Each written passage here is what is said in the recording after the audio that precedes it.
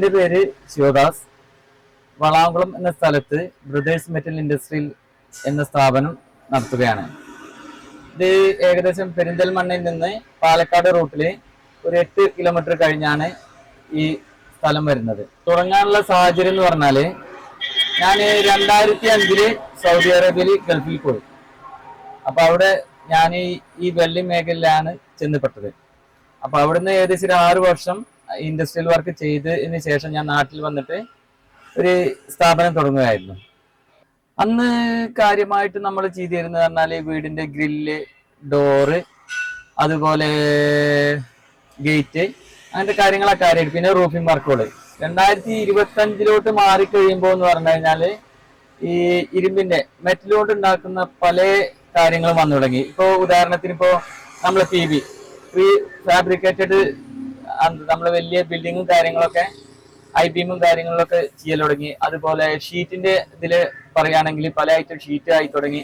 അതായത് sandwich sheet, അതായത് 2 സൈഡിലും ഷീറ്റ് വെച്ചിട്ട് ഉള്ളില് ഫോം വെച്ചിട്ടുള്ള സാൻഡ്വിച്ച് ഷീറ്റ്, അങ്ങനെ പല മാറ്റങ്ങളും വന്നു തുടങ്ങിയിട്ടുണ്ട്.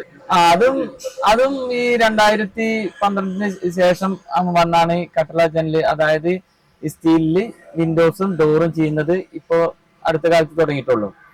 വിൻഡോസും ഡോറും എല്ലാം ചെയ്യുന്നുണ്ട്. ഇപ്പോ വിൻഡോസും ഡോറും ചെയ്യുന്നത് നമ്മൾ ടാറ്റയുടെ മെറ്റീരിയലാണ് ചെയ്യുന്നത്. ടാറ്റയുടെ എന്ന് പറഞ്ഞു കഴിഞ്ഞാൽ സാധാ ഷീറ്റുമായിട്ട് നോക്കുമ്പോൾ അതിന്റെ GSM കോട്ടിങ്, ഗാൽവനൈസ്ഡ് കോട്ടിങ് ടാറ്റയ്ക്ക് അധികമാണ്.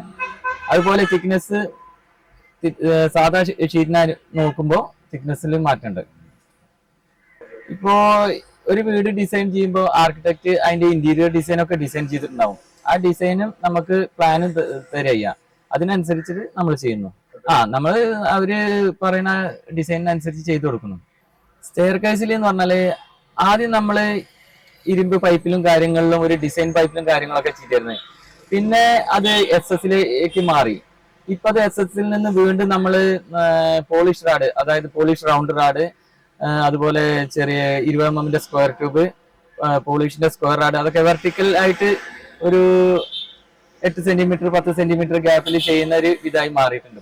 നമ്മളെ വർക്കിന്റെ ടൈം എന്ന് പറഞ്ഞാല്, ഇപ്പോ ഒരു ബിൽഡിംഗ് വർക്ക് കഴിഞ്ഞിട്ട് അതിന്റെ വാർപ്പും കാര്യങ്ങളൊക്കെ കഴിഞ്ഞിട്ട് ഫസ്റ്റ് നമ്മൾ ഒരു വീട്ടില് ഗ്രില്ലോ ഡോർ ഉണ്ടെങ്കിൽ അത് നമ്മളെ പ്ലാസ്റ്ററിങ് ചെയ്യുന്നതിന് മുൻപ് ഗ്രില്ലും ഡോർ സെറ്റ് ചെയ്യാൻ പറയും. അത് പിന്നെ അതിന്റെ സ്റ്റെയർ കേസ് ഇപ്പൊ ഇരുമ്പിൽ തുടങ്ങിയിട്ടുണ്ട്. അത് പ്ലാസ്റ്ററിങ് കഴിഞ്ഞതിന് ശേഷം ടൈല് ഒട്ടിക്കുന്നതിന് മുൻപായിട്ട് സ്റ്റെയർ കേസ് ചെയ്യും. അതുപോലെ റൂഫിംഗ് ഒക്കെ ആണെങ്കിൽ ചില റൂഫിംഗ് സിംഗിൾസ് ഇടാനായിരിക്കും, അതൊക്കെ തേപ്പൊക്കെ കഴിഞ്ഞിട്ട് പ്ലാസ്റ്ററിങ് കഴിഞ്ഞിട്ട് ചെയ്യും. എല്ലാതരം വർക്കുകളും ചെയ്തിട്ടുണ്ട്. അതുപോലെ നമുക്കിപ്പോ സാൻഡ്വിച്ച് ഷീറ്റ് ആണെങ്കിൽ ആ ഷീറ്റ്, അതുപോലെ സാധാ Trafford sheet, stone quoted sheet, അതായത് ടൈലിന്റെ ഷീറ്റ്, ചൈനീസ് ക്ലേ ടൈല്, അതായത് ഓട്, ചൈനീസ് ഓട്, അതുപോലെ സാധാ നമ്മുടെ നാടൻ ഓട്, എല്ലാ റൂഫിംഗ് വർക്കും ചെയ്യുന്നുണ്ട്.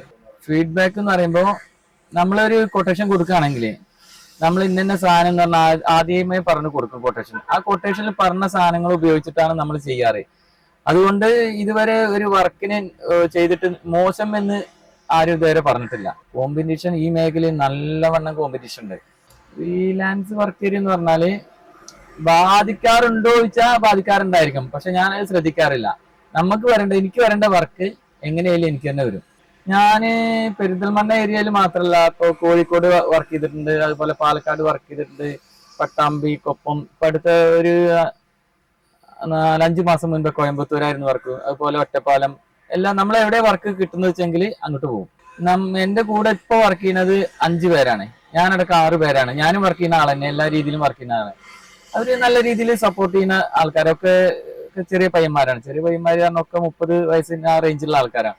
അതുകൊണ്ട് നമ്മളെ റൂഫിംഗ് വർക്ക് എന്ന് പറഞ്ഞാൽ തന്നെ നമ്മൾ ഹൈറ്റിൽ കയറുന്ന വർക്കാണല്ലോ.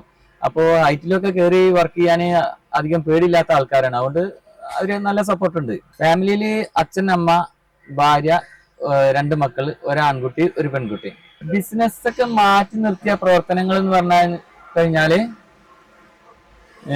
വർക്കിന്റെ കാര്യത്തിലാണെങ്കിൽ ഞാൻ ഈ അമ്പലത്തിന്റെ വർക്ക്, അയ്യപ്പൻ വിളക്കിന് ഈ വാഴമ്പോള കൊണ്ട് ഉണ്ടാക്കുന്ന അമ്പലത്തിന്റെ വർക്കിന് പോകും. അതല്ലാതെ നമ്മളിപ്പോ തുടർച്ചയായിട്ട് ഞാൻ 3 വർഷമായിട്ടുള്ളൂ പോകും. അതിന് മുൻപ് ഞാൻ ഇതൊന്ന് പഠിക്കാൻ വേണ്ടിയിട്ട് 2-3 വർഷം പോയിട്ടുണ്ട്. ഇപ്പോ നമ്മള് വർക്കിനായിട്ട് പോയി തുടങ്ങിയിട്ട് 3 വർഷമായി. പിന്നെ അതല്ല എക്സസൈസ് എന്ന രീതിയിൽ രാത്രി ബാഡ്മിന്റൺ കളിക്കാൻ പോകും.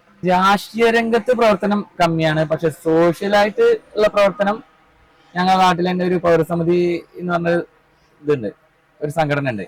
അതിന്റെ സെക്രട്ടറിയാണ് ഞാന്.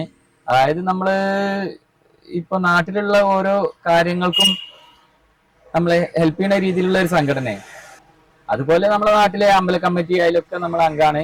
എല്ലാ രീതിയിലും സപ്പോർട്ട് ഗവൺമെന്റിന്റെ കീഴിൽ എന്ന് പറഞ്ഞാല് നമുക്ക് ആദ്യം വേണ്ടതെന്ന് പറഞ്ഞാൽ ലൈസൻസാണ്. ഈ ഇൻഡസ്ട്രിയിൽ തുടങ്ങാൻ വേണ്ടിയിട്ട് ലൈസൻസാണ്. ആ ലൈസൻസിന് നമ്മളിപ്പോ ഒരു 5 HP മുകളിലുള്ള മെഷീനറി യൂസ് ചെയ്യുകയാണെങ്കിൽ നമുക്ക് പൊല്യൂഷൻ കൺട്രോൾ ബോർഡിൽ നിന്ന് അവിടുത്തെ ലൈസൻസ്, പൊല്യൂഷന്റെ ലൈസൻസ് എടുക്കണം. ആ പൊല്യൂഷന്റെ ലൈസൻസ് നമുക്കിപ്പോൾ ഇത് നമ്മളെ പോലെ ഇൻഡസ്ട്രിയിൽ എന്ന് പറഞ്ഞാൽ അധികം പൊല്യൂഷന്റെ ഒരു വിഷയം വരുന്ന കാര്യമല്ല. ശരിക്കും വൈറ്റ് കാറ്റഗറിയിൽ ഉൾപ്പെടുത്തേണ്ട ഇതാണ്. അത് നമ്മളിപ്പോ വൈറ്റ് കാറ്റഗറി അല്ല, ഇപ്പൊ ഗ്രീൻ കാറ്റഗറിയാണ്.